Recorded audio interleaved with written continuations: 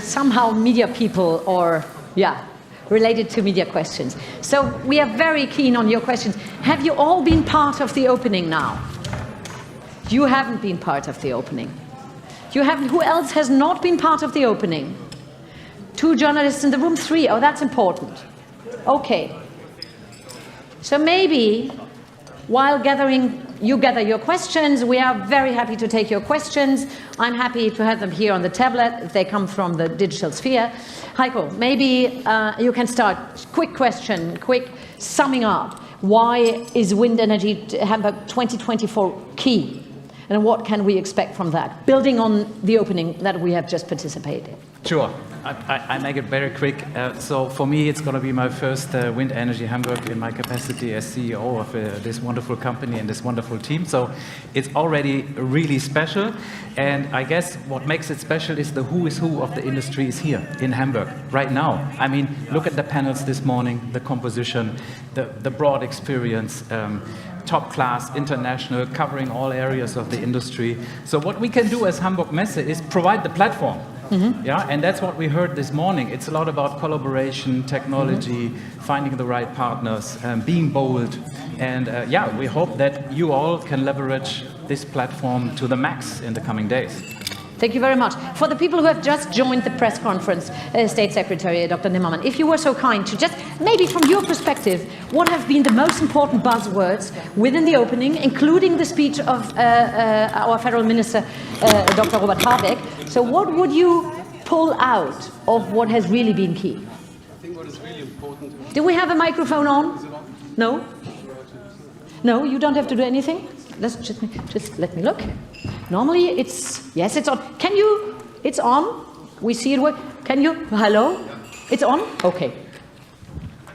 I think one takeaway is definitely what the industry said, that there is no bottleneck. We are ready to perform, to deliver, and that is important and very good to know, because we've arranged quite a few things from the legislative point of view, permitting and so on and so forth, and now we have to keep up the pace which we have started. But if the industry is ready and there are no bottlenecks, extremely good to hear. I'm really looking forward to talk about it. The next thing is, I think, very important, 2 things. Collaboration is important. International collaboration is not just European one, but also international one. And financing.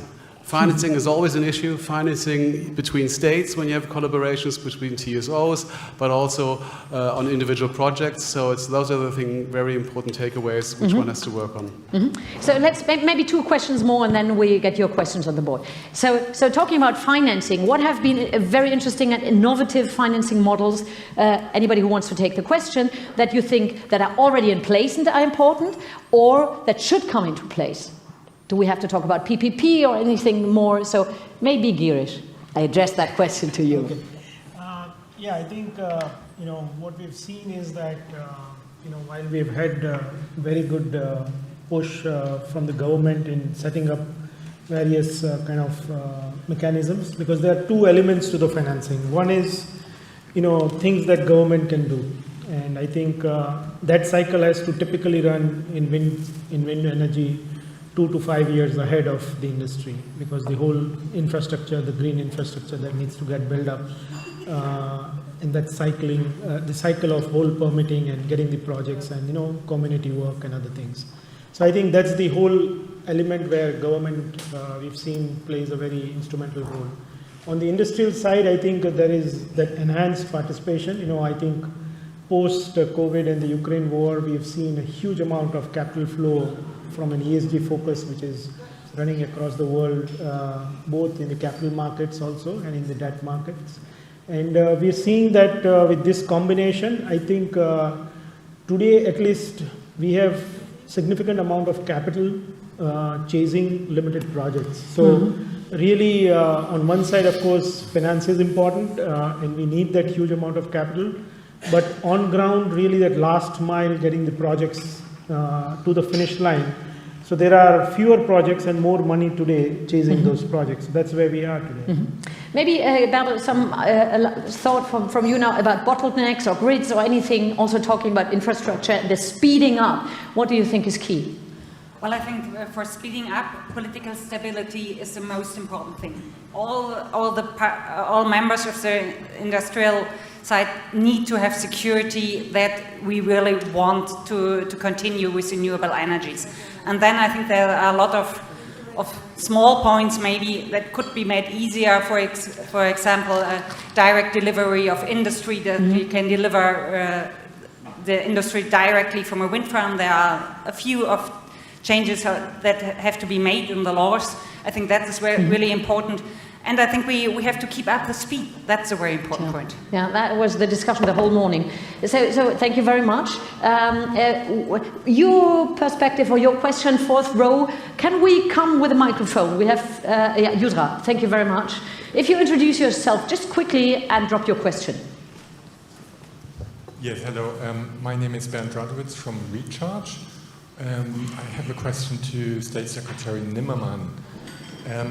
You and Mr. Habig were very satisfied with what has been reached so far in renewables policy in Germany, and that you've pointed to all the advances made, and you were very confident that this will continue, and Mr. Habig said 10 gigawatts annually will be reached. Now, you've just been, your party, your Green Party, has just been greatly diminished in state elections in 3 Eastern German states. You flew out of the parliament in 2 of them, and national polls don't look very rosy either.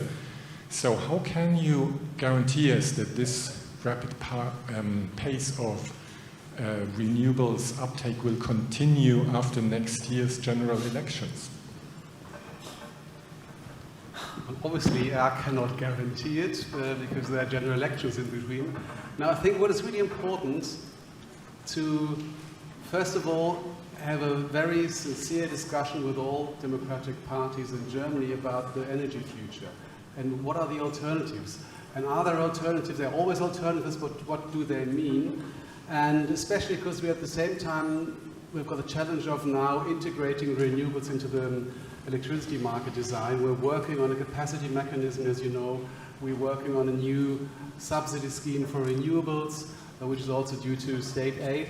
And I think we need a very, very broad consensus between all democratic parties that the way which has been started by many governments before us, it's not, we just didn't invent the whole renewable story, it's more than 20 years old, that this path should be put forward, and perhaps jointly tell a different narrative, that not the renewables are a danger for the economy, but that the renewable energy and the way we have to integrate it is one way of securing our energy supply and making sure that in Germany, never ever, for not even a 40 or 50 minutes time slot, German energy supply is at risk. We will always guarantee that energy supply will be fulfilled, it will be safe, it will be clean, and hopefully also cheap enough for our industrial base to stay here in Germany. Can I add a question to that, following your question? Because if we see how certain parties, I don't know if you call them democratic, are agile on TikTok, for example, and telling stories that are not really related to the facts you offer and have, how to fight this kind of counter-narrative? Well, it's a very difficult philosophical question, because I mean, we're living in a world where everyone has got an opinion, and due to social media, this opinion can be distributed quite swiftly, and it is quite difficult to, I think, to discuss. I mean, the majority, I think 99% of all climate researchers believe that climate change is man-made, but there will be 10 or 20 or perhaps I don't know how many scientists who say, no, it's wrong. And you always get the counterfact and saying, this is the truth now. All the other 99% are the ones on the wrong track, and this expert is the actual expert. So you can really cannot win this discussion. I think you really have to talk to the people, talk to the youth. At the moment, we see young people voting far right, which is a bit of a very worrisome, and understand their fear and ask them, what are you afraid of? Are you afraid of losing social status? What are you afraid of? And it's not really the energy transition. I don't think they're afraid of the energy transition. There must be other reasons. But we have to take them serious and take their fear serious and understand how to smoothen this fear so they perhaps don't think they have to vote for an anti-establishment party to make things change, or perhaps stop things from being changed, which is obviously also one way they might think. Difficult, very tricky, difficult task, and we have to work on that all together. Thank you. More questions, please. We get a microphone for the first row. Thank you, Josef. Can we pump it up? Hello? Yeah, now. Yeah? Okay, I don't know. Ah, yes, okay. Tillmann Weber, Magazine Erneuerbare Energien. I have a question to both of the CEO of wind turbine makers. Mr. Nimmermann told us that collaboration, international collaboration is important. My question is, how is it for you, from your point of view? How important is international collaboration, political, and is this good at the moment? I would say we, as members of Wind Europe, we support global trade, globalization. We support European Union and member states in implementing resilient criteria to make sure that there are always a plan B. We support energy security and cyber security and our contribution of our technology to critical infrastructure. And we are, in fact, working with our competitors, with our customers, with all the stakeholders to make this happen. You cannot win this battle alone. You need to cooperate. You need to cooperate globally. You need to cooperate locally. The task ahead of us is massive, so it's important that we do it together and we don't lose speed in the journey. Udo? Thank you. I think to add on that, what we need, and it's now take a little bit the role of a German OEM and dominant in the German market, we need a level playing field when it comes to Europe or Germany. Ensure that all participants in the market have the same rules. So we need a fair competition in Europe. That's really important for us. And if unfair prices come into the market, it should be punished in any shape or form. I think that's what we're looking for. So to protect our market in Europe, also a level playing field is for us very important. Yeah. Can I ask what you mean by should be punished? I think price dumpings who are not in the framework of what we see, the both of us should be looked at in a closer way. And I think that's what is the government doing, is the EU doing with the NCAA. So I think that has to be broken down, and I think that's the rule set that we need. But it is not now in place in Germany. I think the German government is still working to translate it from the EU platform, and think there is a way to go. And I think there is a necessity to have a very close look on that, because there is a risk for the European players in the game. What else? Talking about the necessity of a EU-level playing field, and talking about NZIA. Who wants to take the question, either to judge it or to see what else is needed? Bärbel, yeah. Well, I think we need some strong pre-qualification criteria. ISA and cybersecurity, data security. We have to have a very close look who have access to our data. I think we all don't want to live in a world where other foreign countries control our complete energy supply and turn it off if they want to. So I think that's really important that we do this with pre-qualification criteria on the NZIA. Okay, thank you very much. Next question from you. Whatever, maybe we can take you first and then you step in afterwards. This sir here at the left. Hello, thanks for the opportunity. My name is Georg Eble from Energy and Management magazine. Mr. State Secretary, could you please double down on your idea with the 10,000 megawatts of cooperative wind energy projects? What would be the features of this project, and Is it more than a personal idea of yours? Thanks.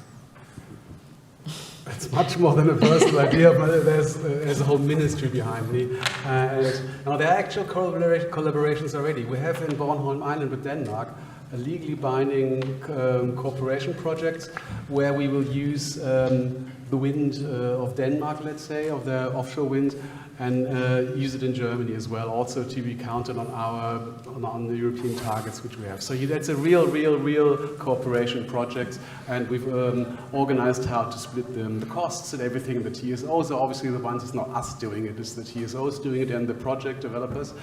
And I think we need more of those projects. And there's Denmark as one, we're working with all in the Baltics and in the North Seas, and one should even think to the Mediterranean. You have to find a way how to get the electricity grid from there. But that's also North Africa has a very interesting sun profile and wind profile. So those are collaborations where we, as governments, can only facilitate by organizing talks, and that's what we do. We put up task force where you really say, what are the standards? How do you organize this? How do you integrate the electricity into the local electricity market? Which price is the relevant one? If you have a subsidy, if you have a CFD, how does it work? There are lots of nitty-gritty stuff. That's what the government can do. Facilitates the framework. But at the end of the day, it's a business decision. So businesses will have to come up with a good idea. The TSOs, project developers for wind farms and so on and so forth.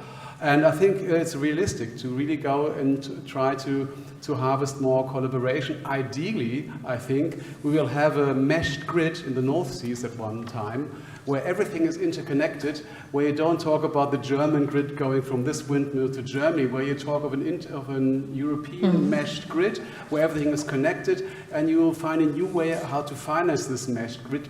It has to be efficient. What we don't want is a total mess of a grid where it's really costly. We now have to think thoroughly how to be most efficient and optimal to organize this meshed grid, because then we can reduce the energy cost which go hand in hand with this grid. That's really important now. That's why we're really pushing to real life collaborations, where I think this is now not just on the paper or in your head, it's actually now to be implemented, like the Bornholm Energy Island project, for example. Can I add another question to that? Because you're talking about the importance of businesses making that steps. Talking about talents, how can we secure that in our so-called countries, we not only attract, but we sustainably keep the talent? We see in Germany that the studies of engineering, the figures are going down. We have in China, they're attracting people with a lot more wages and money. We have the IRA in the States. So how can we really sustain talent here for seeing the future that you are voting for? So. Well, just a quick, in Germany, but all other mature countries, we have a labor force issue. It's not just new talent. There's only one piece of cake one can distribute, so there's between different industries. But I think it's really important because the renewable energy industry, especially the wind industry with the innovative power, should be really attractive for talent to see something new happening. You can really see how it can change something, and that can only happen if we have the wind industry in Europe. Without the industry in Europe, you don't need the talent. You're just a customer and sort of source everything in. So it's really important to have universities here, have talents, but also be open to migration, talent migration, because unless we all double our birth rate, which was not very plausible in the next 2 years, we need to talk about how to get talent inside and to keep the talent we have. Further question? Yeah, maybe. The lady in the first row, and then you get your second question. Hi. It's Sean Crampsey from Renews. I have a question again for the two turbine CEOs. I'm just interested in supply chain, which I think, Udo, you mentioned earlier. You mentioned you've got a strong pipeline and you've got the supply chain ready to go. So I'm just interested in asking about whether you're seeing investments in the supply chain in Europe, and what does your supply chain look like now? How much of it is in Europe and how much of it is not in Europe? Udo. For Enercon, the biggest portion of the equipment is is produced in Europe. So we have some components are coming from overseas, but the main plants are in Europe, in Germany, in Portugal, this is the wider range of Europe is Turkey. So we have also something in Turkey. So it's really important that this is what I said before, that we have to protect our European footprint, because we have 10,000 people sitting on jobs in Europe, and therefore we are really keen to protect that. So it's really important. No doubt about there is a supply chain from best cost countries, including Asia. And when it comes to magnet, for example, where we have a bigger portion what we use in our machines, we are completely dependent on China when it comes to the raw earths, but also in the combination with the producing of magnets. We are creating at the moment ideas how to overcome that. We discussed this last Friday also with Mr. Habeck.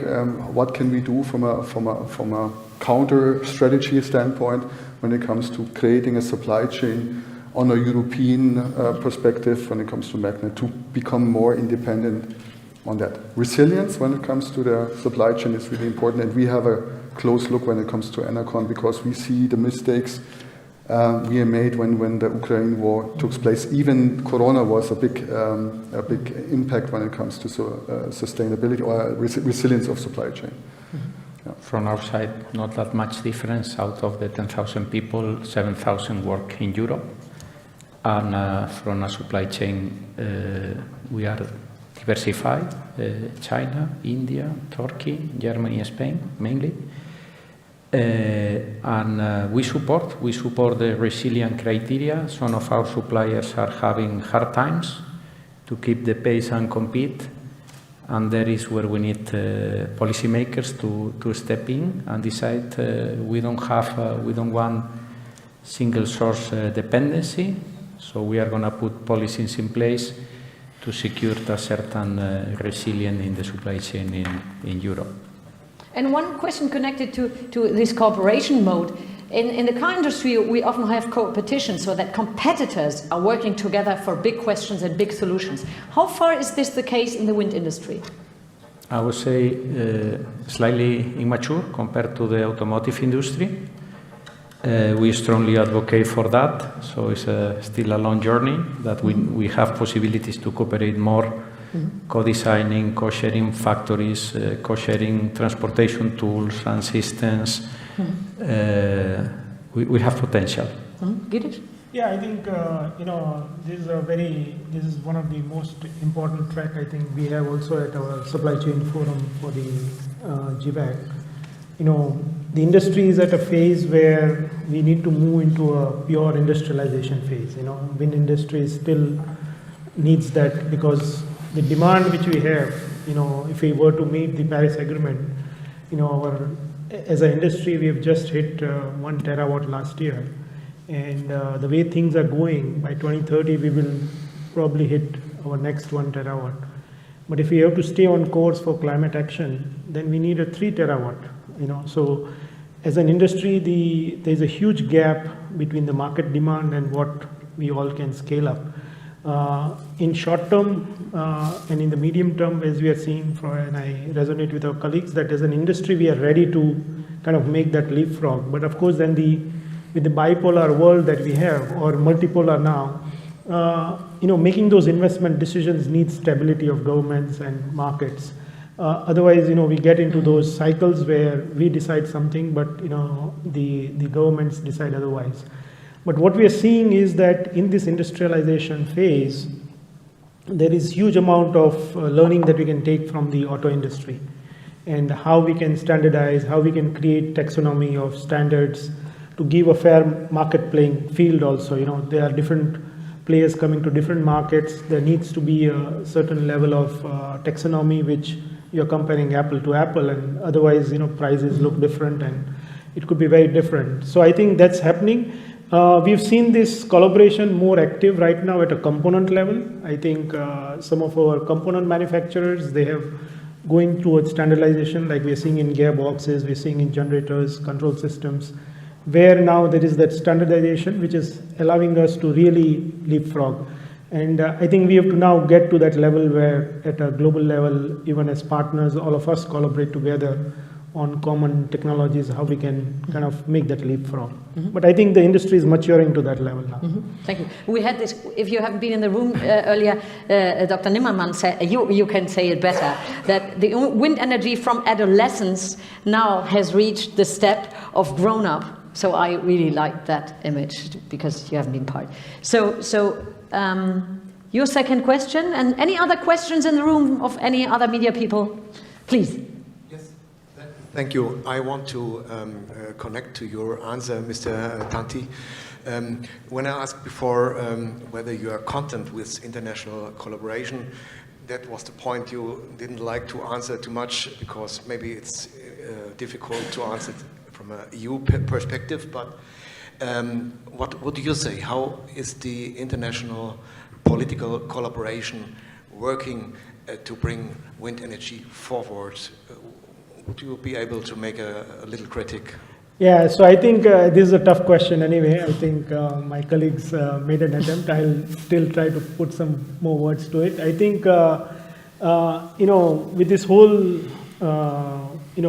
multipolar world that we have, it's always challenging to create that strong collaborations. But what we're seeing is that there are different types of collaboration structures that are coming, be it on a technology level, be it on a product level, be it on service level. And different areas of geographies have different strengths. And I think there is that reconciliation that is happening across the world, that we need to leverage each other's strength. And together, because the climate crisis is so large, no individual region or a group can get us to the finish line. So I think we are seeing enhanced collaboration coming in. There is this current phase which we are seeing, which will continue for next few years, where protecting the local economy versus how do you protect your jobs, how do you use the energy transition to kind of stimulate your own economy also. It's all important, and I think these are valid questions. At the same time, different geographies have different strengths. How do we leverage those strengths and stimulate our growth? To just give you an example, in India today, while we have a thriving market and a growing market there, we too have had this huge tsunami of invasion of international players coming in, and almost 50% plus market is taken away by international players. Now you can either look at it as how do you protect your market. The other way to look at it is that how do I kind of compete those players? How do I become more? At the same time, I would kind of agree to my colleagues that there needs to be a fair play. You can't have, you are again comparing apple to orange, then also it's incorrect, or there are indirect subsidies which are given and there is not a fair play. So I think there is a fine balance that needs to get created on protecting the local markets and local economy, as well as allowing for global partnerships to happen, because I think that's how the transformation will happen. And talking about global partnerships, anybody who wants to take the question, what do you really expect from COP29 and what don't you expect? Maybe I'll just you go on. Pick on that one. As the minister from Azerbaijan was also saying, I think fundamentally 2-3 things. One is where we will see a more unified world. I think what has significantly changed since the last COP is that now the oil and gas companies have taken in the bull by its horn. So I think that's a big change when the major players in the carbon market are thinking to go green. So I think that's a very positive step, and I think the idea which he has floated also, that how do you get them to commit large capital for the energy transition and make them part of the solution rather than just the problem. And I think that change that we are seeing, and in the last COP when I was there also, I think there is a fundamental change in the world that's happening, where it's not conventional versus non-conventional. I think everyone is on the same page. I think that way the world is united. We are seeing that energy transition is something everybody is very worried about and wants to be a part of it and make sure that they don't lose the game. So I think there is that unification which is happening, and I think if what you are saying, if we can bring about the the carbon market. I think this will be a big change. And I think that will bring that level playing field and a fairness, and also give us that headroom for investing into the energy transition, that extra dollars that we need to invest more to upgrade our energy systems or the grid systems, and because the traditional systems have all been designed for conventional energy. Sure. And that needs huge amount of investments. And unless we do not have this layering mechanism where world players come together to create those kind of funding mechanism or new incentivizing mechanism or penalty mechanisms, that cycle won't shift. So I think those are some of the things which we are expecting COP29 to deliver. Thank you. Any other questions? Please, second row. Riham El-Koussa from Reuters. My question is to Mr. Nimmermann. Mr. Habeck, after the first announced turbine deal from China in a German company, I think in July, Mr. Habeck said they will look into the deal. I just want to know, what can the German government do to protect the European wind industry from a Chinese takeover similar to what happened with the solar industry? Well, obviously I cannot go into a specific company file, but generally speaking, we believe that energy infrastructure is critical infrastructure. So we allowed to make sure that this critical infrastructure the security of this infrastructure is of the highest level. So the two things we can do, we have various cybersecurity laws, which we will apply specifically for every power plant, wind power mill, offshore or onshore. We'll see whether those high standards will be met. That means cybersecurity and data security, there should be no way that a foreign country or anyone else outside of Germany can influence the steerability of a windmill or even a solar park. The second is, no data should be allowed to leave the country, or at least Europe, I would say, because that's private data which can be used, and only by those where we can make sure that it's beneficial for society when it's used. And the third one is, obviously one can go into a financial subsidy investigation done by the European Commission. That's not up to us, but that's about the European Commission. They're already doing that with various different projects. So everyone should be aware that if you bid for a specific wind area or implement specific mills or PV, that these high standards will have to be fulfilled by the time of installation, not by the time of bidding. It is the time of installation. So if you install it, you have been organizing private contracts with someone, and you think you have fulfilled everything, you have to make sure and prove it that once you install it and it gets into the system, that all those high standards are fulfilled. We will at the moment talking about, it's called in Germany, Kritisches Dachgesetz. I think the translation is very stupid. It's not probably critical roof law, but something perhaps envelope law, where one can harden those specific security issues and make sure that this critical infrastructure will be secured by any means. Can I connect a question to that? Is this a paradox, or is it very likely that you keep that high security standards, and on the other hand, there's this big need for lowering bureaucracy? How does that go together? And we, just one step back, we had 10 years of the processes of allowing another wind turbine, etc. So can you give us a positive outlook on that? Well, first of all, it's not the whole wind turbine, it's those control techniques which you're talking about. It's controllability. Yeah. So obviously we know that all types of the magnets and everything else will come from where the material comes from. Yes, I mean, there's a price to security, and we have to make sure that we once in Germany already perhaps did not evaluate the price of security high enough, and from one day to another, we were left without gas. Low prices, but the level of security perhaps not so high. So yes, we have to, and that we have to explain to the people and the companies as well in Germany and Europe. If you want high security, there might be an extra price. there might be a price involved with bureaucracy, but I'm really in favor of pre-qualification criteria. Yeah, so that's a level what you playing said. field. You say these Yeah, 4 or 5 criteria, you have to fulfill Yeah. them, and that's not so difficult, and we need an European approach. We don't want for Germany, for France, for Belgium, for Italy. We need a European one, because then all the companies which are internationally active know what to do. That's really important.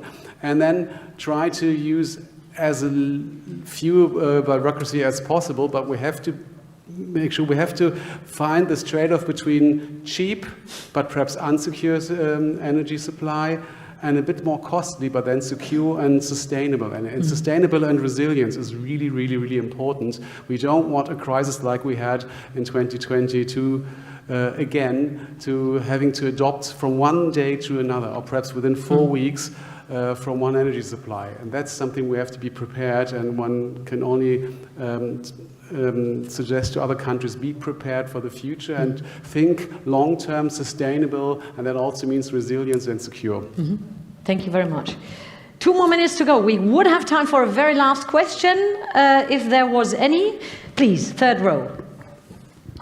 Hi, Cosmo Sanderson from Recharge. I was just wondering if I could ask Mr. Tanti, to get a perspective on the issue of Chinese competition in an Indian perspective. Mr. Nimmermann was speaking a lot about cybersecurity and those concerns, and also the issue of unfair competition. The EU Commission has taken quite aggressive action with an anti-subsidies probe into Chinese turbine makers.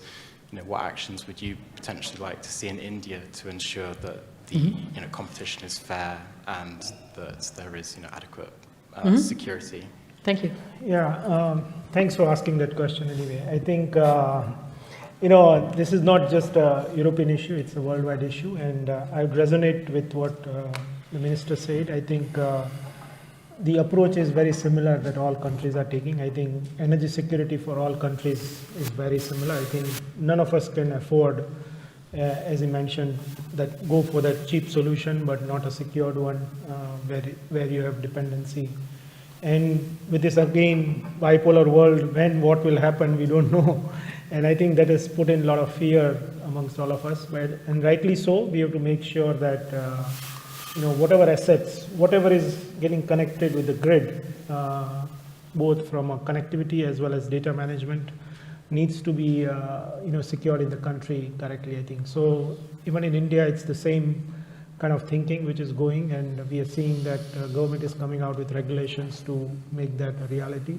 So it's on similar lines we are seeing. Also, this concern on unfair trade practices, and the kind of, as my colleague said, there needs to be some sort of punishments if things are unfair. And I think that's what governments are also evaluating, not just in India, but I think we've seen that hard stand being taken by US also.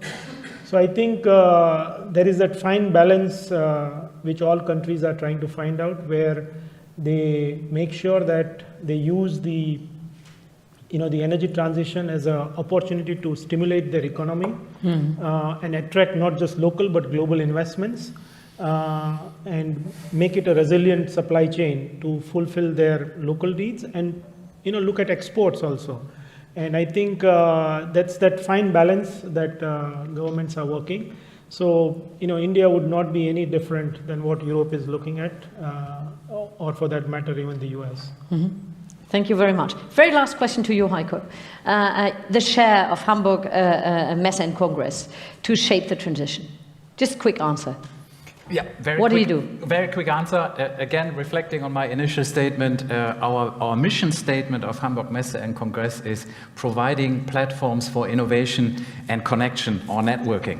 Yeah, so actually that's what we're doing, that's our contribution. We hope that we as organizers provide the best platform to everyone here, to make the next steps of the energy transition that is needed for the world. We heard so much about it. So in closing, best of success, have great days, great success here in Hamburg with us. So, and how was the name again? Have a great wine. How do you call it? Wine o'clock.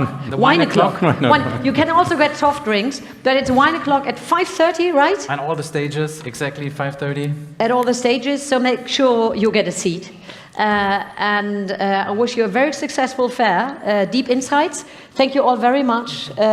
Big thanks also to our Federal Minister, Dr. Habeck, for his keynote speech and all the other keynote speeches. So thank you, Uli, very much for having us here. Thanks to our great tech team in the back. Thanks for setting that up. Thank you very much. Thank you.